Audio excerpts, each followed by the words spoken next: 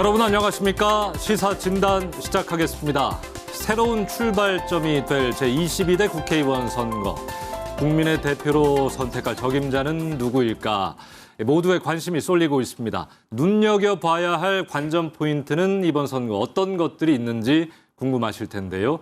자, 오늘 시사진단 총선 판세와 울산의 정치 지형 좀 짚어보는 시간 마련했습니다. 두 분과 함께합니다. 유종선 울산대학교 사회과학부 교수 모셨고요. 정치 담당 배윤주 기자 함께하겠습니다. 두 분 어서 오십시오. 네, 안녕하십니까. 자, 이제 총선을 향한 민심을 좀 진단해 보기 위해서 이 시간 마련해봤습니다. 공천 이야기부터 좀 해봐야 할 텐데요. 최근 국민의힘이 공천 룰을 발표한 데 이어서 민주당도 이번 주부터 제22대 총선 지역구 후보자를 대상으로 면접을 진행하면서 공천심사 막바지에 들어서게 됩니다. 양당의 어떤 공천룰 나와 있는 것들 중심으로 어떤 취지가 있는지 또 양당이 주력하고 있는 포인트 무엇인지 한번 이야기 들어볼까요? 먼저 배 기자. 예. 네. 어떤 점이 좀 눈에 띕니까? 네, 저는 이번에 거대 양당이 내놓은 공천 룰을 살펴보고 예. 현재 시대 상황을 굉장히 잘 반영했다는 생각이 들었습니다. 세대 교체도 있지만 우선 집권 여당인 국민의힘이 발표한 공천 신청자 부적격 기준을 보면요. 부적격 기준이라는 거는 당규에서 정하는 뭐 범죄 경력 같은 걸 말하는데 여기에 대한민국 미래를 빼앗는 범죄 4대악이 새롭게 추가가 됐어요. 성폭력, 직장 내 괴롭힘, 학교폭력, 마약범죄 이런 4가지에 해당하면 이 사람은 공천하지 않겠다. 예. 이런 게 있고 또 음주운전 부적격 기준도 강화를 했는데 세부적으로는 윤창호법 시행 이후 1회 또 10년 선거일부터 10년 이내 2회나 20년 이내 3회에 해당하면은 이 사람은 공천하지 않겠다. 뭐 이런 것들이 있고 또 제1여당인 민주당은 사상 처음으로 국민 참여 공천 제도를 도입했는데요. 국민들의 의견을 이제 중앙당 홈페이지를 통해서 접수받고 이걸 수렴해서 공천 기준에 반영한다는 게 골자이고 실제로 이걸 반영한 도덕성 기준이 최근에 발표가 됐어요. 예. 여기에는 뭐 5가지 5대 도덕성이라서 뇌물 등 부패 이력, 성범죄 이력, 뭐 납세, 병력 등 국민 의무, 직장 갑질, 학폭 이력 뭐 이런 거에 또 해당하면 공천하지 않겠다는 거여서 이 양쪽 모두 어떤 시대적 바람을 굉장히 잘 반영했다 이런 생각이 들었습니다. 예, 국민의힘, 민주당, 여당과 제1야당. 어쨌든 이번 선거에 승리하기 위해서 국민의 눈높이에 좀 맞추기 위한 노력들을 좀 하는 것 같은데 공천룰 관련해서 교수님 뭐 기대를 하십니까? 어떤 효과가 실질적으로 좀 있을까요? 예. 네, 우리 배 기자님 이제 설명하셨지만 공천 룰이 너무 복잡하고 사실 일반 유권자가 알아듣기에는 어려운 내용들도 많았습니다. 근데 제 생각은 그렇습니다. 공천 룰도 중요한데 결국 이제 더 중요한 것은 어떤 세대 교체나 여기에 대한 양당의 의지가 얼마나 강하냐. 이게 더 중요한 부분인 것 같고요. 예. 그 룰을 이제 들여다보면 무슨 시스템 공천을 하겠다 또는 뭐 객관적인 지표를 가지고 하겠다 또는 다선 의원들에게 뭐 불이익을 주겠다 이런 규정들이 있는데 내용을 좀 자세히 들여다보면 어떤 당의 주관적인 판단 이런 게 개입될 수 있는 여지가 이제 굉장히 넓습니다. 예. 그래서 제 생각에는 이제 당의 어떤 확고한 어떤 의지가 있으면 이번 룰을 적용을 하면 상당한 수준의 어떤 세대 교체나 물갈이도 가능하고 반대로 그러한 의지가 없으면 그냥 용두사미가 될 가능성도 굉장히 높습니다. 이제 저희가 하나 이제 참고할 수 있는 것이 이제 지난 2020년 선거 때 현재 이제 그 양당의 그 룰과 비슷한 룰을 민주당이 적용을 해서 현역 의원들의 한 30%가 이제 교체가 된 적이 있습니다. 그래서 양당의 의지가 있다고 하면 이제 이번 룰이 제대로만 적용이 되면 예를 들어서 한 30% 정도 현역 의원이 이제 교체되고 예. 이제 물갈이가 되는 것은 충분히 가능하다 이렇게 생각을 합니다. 예. 네. 어쨌든 어떻게 생각해보면 입법기관인 국회를 구성하는 국회의원을 뽑는데 이런 기준 정도는 사실 당연한 거 아닌가라는 맞습니다. 생각도 들고 네. 이걸 굳이 룰로 정해서 이렇게 해야 되나 뭐 그런 생각도 좀 드는데요. 민주당 이면배 그 공관위원장이 공천 관련해서 국민의힘하고 민주당하고 좀 차이가 있으니까 뭐 3선 이상 뭐 이른바 올드보이 굳이 간점을 주지 않겠다라고는 밝혔지만 최근에 국민의힘과 민주당이 뭐 86 용태론 가지고 지금 선거전을 치열하게 벌이고 있는 것 같아요. 앞으로 좀 어떻게 될지 교수님 좀 전망 좀 듣고 싶은데요. 네. 그 다선 의원 문제는 참 말씀드리기가 굉장히 민감한 부분도 있고요. 일단 울산에도 다선 의원분들이 있는데 상당한 압박을 느낄 것은 틀림이 없고요. 예. 그렇지만 이제 다선 의원들에게 어떤 심사 과정에서 어떤 불이익을 준다고 하더라도 일단 현역 의원분들이 당내 예비 심사를 통과를 하고 경선에만 나서게 되면 일단 현역 의원들이 가지고 있는 이점이 굉장히 프리미엄이 대단합니다. 그래서 이제 룰 아까도 말씀드렸지만 결국 룰이 있긴 한데 이게 어떻게 적용이 되느냐 하는 그 문제인데 이 룰 자체 때문에 이제 현역 다선 의원들에게 절대적으로 뭐 불리한 상황이 전개된다. 저는 뭐 그렇게 보지는 않습니다. 그러게요. 지금 뭐 국민의힘도 다선 의원 뭐 이런 감점 기준이 좀 마련돼 있는 것 같은데 교수님 짚어주신 대로 특히 울산에서 세대 교체 가능성 그렇게 좀 낙관적으로 보는 분들은 많지 않은 것 같습니다. 배 기자 좀 어떤 전망입니까? 네, 울산 지금 6개 선거구 가운데 현역 의원 연령 분포를 보면은 60세에서 69세까지 모두 60대거든요. 6명이. 세대 교체론이 나오는 이유가 바로 그런 겁니다. 근데 그렇다 보니까 이제 국민의힘 중앙당이 현역 의원 교체 지수, 뭐 조정 지수라는 거를 새롭게 발표를 했어요. 간단히 설명하면은 울산은 이제 보수 강세 지역 6개 선거구가 묶여서 강원, 부산, 경남 이렇게 묶여서 37명의 현역 의원 가운데 최하위 10%는 원천 공천 배제하고 3명이거든요. 그리고 차하위 30% 8명은 이제 경선 득표율에 마이너스 20%의 감점을 주겠다. 이거고 또 하나 이제 같은 지역구에서 3선 이상 한 국회의원, 울산은 김기현, 이채 의원이 해당하는데 이것도 이제 경선 득표율에 마이너스 15%를 주겠다는 그런 겁니다. 그래서 최악의 경우 현역은 공천에서 원천 배제되거나 아니면 마이너스 35%의 감산을 받게 되는 건데 이게 교수님 말씀하신 대로 효과가 있을까는 좀 봐야 해요. 왜냐하면 뭐 반대로 이제 청년이나 여성은 가산점을 줘요. 하지만 이런 걸 다 적용해도 만약에 양자 대결을 한다면 여전히 현역이 유리하다. 왜냐하면은 인지도가 훨씬 높고 다선을 했기 때문에.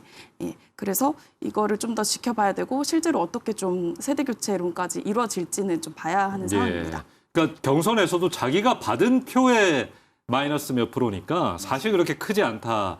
결국 까놓고 보면 그렇다라고 분석하시는 분도 많은 것 같고 뭐 어쨌든 뭐 저희가 이렇게는 얘기합니다만 뭐 선거라는 것이 모르는 거잖아요. 경선 본선 치르다 보면 실제 선거전이 어떻게 전개될지는 또 지켜볼 일인데 자 교수님 어쨌든 울산 지역에서 이 세대 교체가 이렇게 좀 힘들다고 보시는 분들이 많은 이유 어디에 있다고 보시는 겁니까?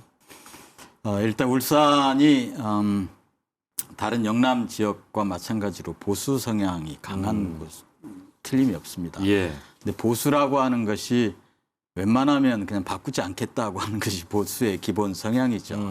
근데 여기에 아까 말씀드린 대로 이제 현역 의원들이 가지고 있는 여러 가지 이점들, 이제 당내 이제 기반도 있고 특히 지역구에서의 어떤 조직, 단단한 조직도 가지고 있고, 그래서 전에도 말씀드렸지만 이제 현역 의원들이 어떻게든 당내 예비 심사를 통과하고 경선에만 나서게 되면 그때부터는 현역 의원들에게 절대 유리한 상황이 전개가 됩니다. 그래서 이런 그 좁은 틈을 비집고 정치 신인들이 경선에서 이제 승리하고 본선에서 승리하고 하기가 정말 쉽지 않죠. 이제 그런 점에서는 일단 울산 지역도 세대 교체가 말처럼 쉽지는 않다 이렇게 말씀드릴 수 있는데, 근데 이번에는 조금 분위기가 다른 것 이번에는 같기도 다르다. 하고요. 저는 이제 그렇습니다. 이런 상황을 결국 후보들이 제일 잘 알고 있을 텐데 그럼에도 불구하고 역대급으로 많은 지금 정치 신인들이 출사표를 던지고 예. 있단 말이죠. 그렇다고 그러면 후보들은 이번에는 뭔가 좀 교체가 이루어질 수 있지 않을까? 그런 기대를 하고 있다는 그런 반증으로 저는 받아들이고 싶고요.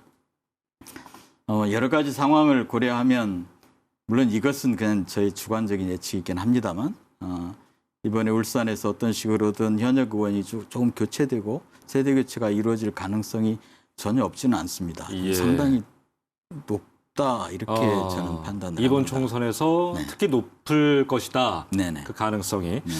특히 울산은 여성 정치인의 불모지인 것 같아요. 여성 정치인이 많이 좀 나오고 있지 않는데 요거 좀 어떻게 이번 후보군들 보면 확인이 됐습니까? 어떻습니까? 네, 현재까지는 지금 한 명만이 예비 후보로 공식 등록을 한 상태입니다. 여성은요. 지금 그리고 후보군을 보면은 3명이 있는데요. 민주당 7호 인재죠. 전은수 변호사가 있고요. 그리고 최근에 민주당을 탈당하고 이낙연 신당인 새로운 미래 소속으로 들어가려고 하는 이미영 전 시의원이 있고요. 예. 그리고 이제 진보당 조남의 예비 후보, 조남의 예비 후보만 공식 예비 후보 등록을 했거든요. 그래서 사실상 여성 후보들은 좀 매우 적다. 이게 현실입니다. 아무튼 공천 이야기 좀 살짝 나눠봤고요. 다음으로 네. 울산 총선 판세 좀 같이 진단해 보도록 하겠습니다.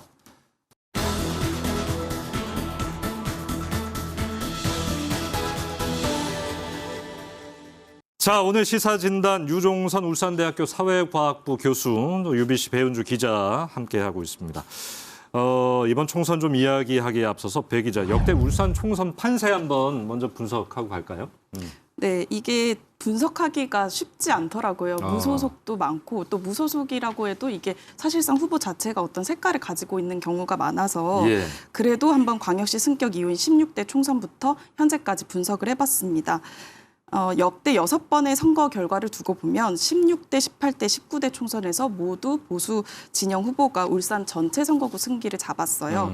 그리고 17대, 20대는 보수와 진보 진영이 4대 2의 결과를 나타냈거든요. 예. 그리고 또 민주당만 놓고 보면 한 석 이상을 차지한 경우는 없었습니다. 최대 한 석이었고요. 최대 한석, 예. 2석 이상 차지한 적이 없었다. 네. 예. 그래서 전반적으로 울산은 보수 표심이 강하고 한 번씩 이제 민주당과 진보 진영에서 후보들이 승기를 잡는 경우가 많았는데 다만 이제 박근혜 전 대통령 탄핵 사건이 있었던 이듬해 2018년 지방선거에서는 5석 전석을 민주당이 확보하는 이례적인 경우가 있었거든요. 현재도 사실 윤석열 대통령의 지지율이 굉장히 낮아지고 있고 또 김건희 여사의 명품백 이슈라거나 뭐 당무 개입을 둘러싼 한동훈 비대위원장과의 갈등 그리고 또 민주당에서는 이재명 대표의 사법 리스크도 있어서 이런 것들이 또 지역 정가에는 얼마나 영향을 미칠지는 계속 지켜봐야 할 것 같습니다. 그러게요. 지금 이런 것들이 좀 나오고 있는 상황에서 이번 선거 판세 좀 어떻게 예측하시는지 교수님. 뭐 많은 선거들 지켜보셨잖아요. 여러 가지 변수가 있죠. 그래서 좀 단정적인 예측은 정말 어렵고요. 그 변수 중에서 우선 제일 중요한 것이 이제 윤석열 현 정부에 대한 어떤 국민 여론 이게 제일 중요한 부분이고 그 외에 현역 그 의원들이 당에서 공천을 받을 수 있겠느냐 그리고 현역 의원들의 도전할 수 있는 정말 능력 있는 그 정치 신인들이 나오겠느냐 예. 그리고 특히 울산이 외부 정치 상황에 상당히 그 예민하게 반응을 합니다. 그래서 저는 다른 요소보다도 결국 윤석열 정부에 대한 울산 지역의 여론 향배 이것이 울산 총선 결과를 좌우할 수 있는 가장 큰 요인이라고 생각을 하고요.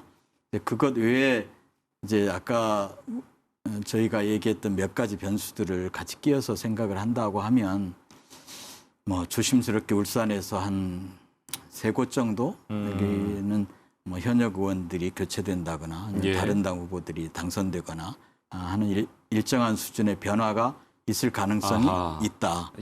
저는 그렇게 개인적으로 전망을 합니다. 변화를 예상하신다. 네. 그러면 이번 총선 최대 격전지는 교수님 어디라고 보시는 거예요? 뭐 북구라고 이야기하는 분들이 많던데 동의하십니까? 네, 동의합니다. 예. 네, 사실은 이제 북구 못지않게 다른 지역구도 뭐 격전이 맞습니다. 치러질 지금 가능성이 경선부터 많죠. 아주 치열합니다. 사실은. 네네. 근데 북구는 이제 현역 의원이 당연히 나올 거고 여기에 이제 전 의원 2분 정도가 나오실 것 같고 전 구청장 전 구청장. 저희 거물급 인사들이 출동을 하고 있고요. 또 여기에 뭐 상당한 이제 인지도를 갖춘 전 시의원 몇 분이 또 출사표를 내고 어쨌든 선택을 다 한 번씩 받아본 분들의 어떤 대결이에요. 맞습니다. 또 여기는 또 국민의힘이 소위 험지로 분류를 해서 이제 아까 우리 배 기자님이 말씀하신 대로 전략공천 가능성도 있는 있죠. 곳이고 또 이제 야권 후보들의 단일화 문제도 걸려 있고 그래서 정말 예측도 어렵고 불확실성이 크고 이제 격전이 치러질 가능성이 정말 많은 곳입니다. 북구가 최대 격전지가 될 수 있을 것이다. 울산 야권 단일화 가능성 좀 어떻게 보고 있습니까? 네, 일단 결론부터 얘기하면은 단일화가 쉽지는 않을 것이다 이렇게 보여져요. 네. 그 선거는 협상의 산물이다 이런 얘기를 많이 하시더라고요. 예를 들어서 지금 노동당을 보면은 전국에서 한 명이 출마하거든요. 바로 동구 이장우 예비 후보인데요. 이런 점에서 봤을 때는 이제 한 명 출마하는 후보를 가지고 뭐 양보나 협상을 하기는 굉장히 어려울 걸로 보이고 또 북구만 놓고 봐도 지금 이상원 의원이 재선 의원이란 말이에요. 그런데 또 윤종호 전 의원은 이제 피선거권을 회복하고 출마를 하게 되는 거여서 여기서도 서로 합의를 하거나 뭐 협상을 하기는 굉장히 어려울 것이다로 보여져서 진보 진영 내 협상도 어렵고 민주와 진보 간 협상도 좀 상당히 험난한 길이 펼쳐질 걸로 예상이 됩니다. 단일화 여부 많은 분들이 관심 있게 지켜보실 텐데 왜 이렇게 어려운 거예요? 왜 늘 안 되는 거예요? 네. 단일화가 뭐 지금까지도 쉽지 않았고 이번 그 선거에서도 절대 쉽지 않을 겁니다. 일단 민주당의 입장에서는 지난 몇 번의 선거를 거치면서 울산에서 민주당의 지지 기반이 상당히 넓어졌습니다. 그래서 민주당의 입장에서는 이렇게 표현을 해도 될지 모르겠습니다만 어떤 군소정당 후보들에게 자리를 양보하기가 쉽지 않고요. 이건 노동계 후보들도 마찬가지입니다. 뒤에서 지원하는 조직과의 관계가 있기 때문에 그런 문제가 있고요. 야권에 그러니까 뭐 진보 쪽에 유리하게 전개가 되면 이것이 단일화에 오히려 걸림돌이 될 수도 있습니다. 왜냐하면 굳이 단일화를 하지 않고도 선거에서 이길 수 있지 않을까 이런 기대를 후보들이 하게 되니까요. 그런데 역대 우리가 경험을 보면 사실 이거 이루어지기 굉장히 힘든 기대죠. 그렇죠. 아까 말씀하신 대로 지난번 총선 동구 이야기가 나왔는데 똑같은 상황이었거든요. 단일화를 하지 않아도 이길 수 있겠다. 근데 결과는 아주 근소한 차이였어요. 사실은. 보수 후보가 어부지리로 다시 당선이 되는 이런 결과가 나왔는데 이게 뼈아픈 교훈이 되어서 이제 야권 후보들이 과연 단일화를 이뤄낼 수 있을지 정말 관심 있게 좀 봐야 되겠습니다. 자, 이제 남구로 한번 가보겠습니다. 남구 을이요. 박맹우 전 울산시장, 김기현 전 국민의힘 대표 경선에서 맞붙게 됐습니다. 리턴 매치죠? 네, 리턴 매치이자 빅매치입니다. 최대 관심사예요, 지금 지역 정가에서. 20년 21대 총선에서는 이제 남구갑 경선을 두고 두 분이 경쟁을 해서 김기현 전 대표가 60.4%, 박맹우 전 시장이 39.6%를 얻어서 김 전 대표가 1승을 거둔 적이 있습니다. 근데 이 두 분은 이력도 비슷하고 관계가 좀 특이합니다. 2014년 당시를 보면 그런데요. 당시 이제 삼선 국회의원 이던 김기현 전 대표가 임기를 다 채우지 않고 시장 선거에 출마를 하겠다고 했고 또 박맹우 전 시장은 그 시장 4선 연임 제안을 앞두고 있었거든요. 남구 을에 출마하겠다고 하면서 결과적으로는 그 국회의원직과 시장직을 맞바꾼 형태가 됐어요. 그래서 이 둘의 관계가 필요에 따라서 협력과 경쟁을 반복하는 관계다 이렇게 좀 보는 시각이 있어서 어쨌든 뭐 지역 언론에서는 뭐 불출마로 가닥을 잡았다라고까지 보도가 됐는데 갑자기 출마 선언하면서 어쨌든 주변에서 어떤 요구가 좀 강력했구나라는 것도 짐작해 볼 수 있겠고 이 경선도 남구 을 경선도 재밌게 지켜볼 곳입니다. 자, 울산이 어쨌든 보수 텃밭인 영남권에 속하지 않습니까? 요즘은 뭐 TK하고 또 부울경하고 좀 따로 봐야 한다 이렇게 이야기하시는 분도 많긴 합니다만 이번 총선 국민의힘 지역에서 과반 확보 가능하다고 보십니까? 어떻게 예상합니까? 우선 양당의 목표를 보면 국민의힘은 전석 확보 그리고 민주당은 과반 이상 세석 확보로 이렇게 보고 있습니다. 근데 또 달라지고 좀 주목해 볼 만한 게 최근에 인구 지형도 좀 바뀌고 있어요. 예를 들어서 울산 중구는 16대 총선부터 내리 보수 후보가 승리를 했던 보수 1번지거든요. 그런데 여기 복산동에 최근에 2,600세대 대단지 아파트가 들어섰는데 이제 구성원들이 대부분 젊은 청년층이고 이런 그런 인구 지형이 정치 지형에도 좀 영향을 주기 때문에 또 그런 곳이 지역마다 있거든요. 북부는 송정, 울주는 범서, 뭐 동구 남목 등 보수 강세 중에서도 진보세가 굉장히 강한 곳이어서 이런 곳에 이제 또 보수 후보들은 총력을 투입하기도 하거든요.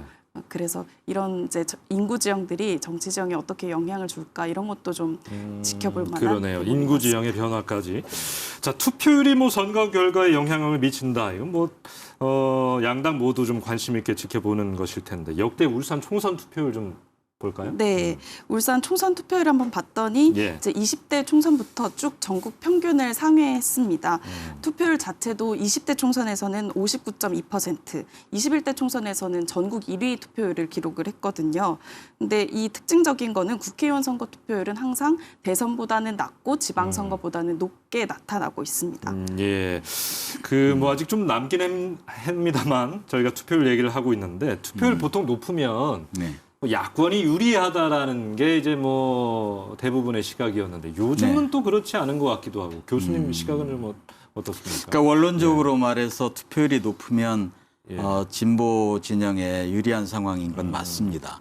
그러니까 지난 몇 번의 총선을 보면 이제 보수 성향 유권자들의 투표율은 한 60% 내외로 어느 정도 고정이 되어 있는 것 같고요. 예. 그래서 이 투표율이 60%를 넘어서면 그보다 더 높게 되면 상대적으로 이제 진보 진영에 조금 유리한 상황이 되는 것이고 60%를 밑돌게 되면 이제 보수 진영에 유리한 상황이 되는 거죠. 네. 그러니까 실제로 2012년 선거인가요? 그때는 울산의 투표율이 총선 투표율이 53%, 4%의 전국 최저였습니다. 예. 근데 그때 보수 진영 후보들이 전 지역에서 당선이 됐었죠. 근데 지난 2020년 선거는 또 투표율이 65%를 넘어서 금방 말씀하신 대로 전국 최고 투표율이었는데 이때도 물론 보수 진영 후보가 6곳 중에서 5곳에서 당선이 되었죠. 예. 그렇지만 이건 결과론적인 이야기고요. 실제 내용을 보면 지난 선거에서 민주당 내지 이제 그 진보 진영 후보들이 거의 모든 지역구에서 40% 이상 이렇게 득표율을 기록을 했습니다. 예. 그래서 내용적으로는 보수 진영의 압승은 아니었다. 그래서 맞습니다. 그 투표율이 높아질수록 진보 진영에 조금 유리한 상황인 것은 맞는데 그렇지만 이 투표율 자체가 어느 한쪽에 결정적으로 유리하거나 좀 불리한 그런 요소는 아니고요. 결국은 투표율에 영향을 주는 어떤 외적인 요소들, 지금 총선에서는 아까 다시 말씀드리지만 윤석열 정부에 대한 여론의 향배, 이것이 훨씬 더 중요하다고 생각을 합니다. 네. 예. 이제 마무리를 좀 해야 할 시간인데요. 갈수록 뭐 정치가 혐오, 무관심, 예, 뭐 대한민국 정치 고질병이 좀 되고 있는데 그 원인 좀 무엇인지 짧게 좀 들어보고 대책도 한번 들어보겠습니다. 정리하는 차원에서 교수님. 예. 네, 정치에 대한 뭐 혐오, 무관심 이것 또한 어제 오늘 뭐 나온 이야기가 아닌데 이번 총선에선 특히 그 현상이 정말 우려되는 그런 수준이고요.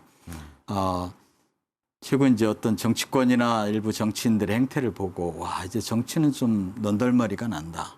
나 이제 정치에 관심 끊겠다. 신문이나 텔레비전에서 정치 관련 기사는 보지 않는다. 이런 분들이 주위에 정말 많습니다. 근데 저는 더 이제 그 심각한 문제가 저 40대 이하의 우리 젊은 유권자들의 정치에 대한 무관심. 예. 이게 정말 심각한 문제라고 보고요. 저는 현역 국회의원들의 어떤 뭐 세대 교체 이거보다 더 중요한 것이 투표장에 나오는 유권자층의 세대 교체 이게 더 중요하다고 생각을 합니다. 그러니까 투표장에 나오는 유권자층이 젊게 바뀌지 않으면 예. 아무리 뭐 몇 사람 젊은 사람들이 국회의원이 되더라도 결국은 다시 구태, 구습으로 돌아갈 가능성이 100% 저는 뭐 그렇게 단언을 합니다. 예. 그래서 이 젊은 유권자들이 어떻게든 투표장에 나와야 될 것 같고요. 근데 이 젊은 유권자들을 또 투표장에 끌어모으는 것은 기성 정치권의 또 역할이고 예. 그렇죠. 결국은 모든 책임이 다시 정치인들과 정치권으로 귀결이 되는 것 같습니다. 알겠습니다. 예, 오늘 또 두 분 모시고 울산의 어떤 정치 지형들 선거 판세 한번 예측해보는 시간을 가져봤습니다. 한 2달여 정도 남아있는 것 같아요. 시간이 또 허락되면 다시 한번 모시고 이야기 나눠보도록 하죠. 유종선 울산대학교 사회과학부 교수 그리고 배은주 기자였습니다. 고맙습니다. 네, 감사합니다. 네. 자, 울산이 오는 4월 10일 치러지는 총선 열기로 서서히 달아오르고 있습니다. 고물가, 부동산 문제, 저출생, 또 사회 양극화. 이 수많은 위기를 해결하기 위해 고민하고 있는 인물 누구일까요? 모두 유권자 여러분의 선택에 달려 있습니다.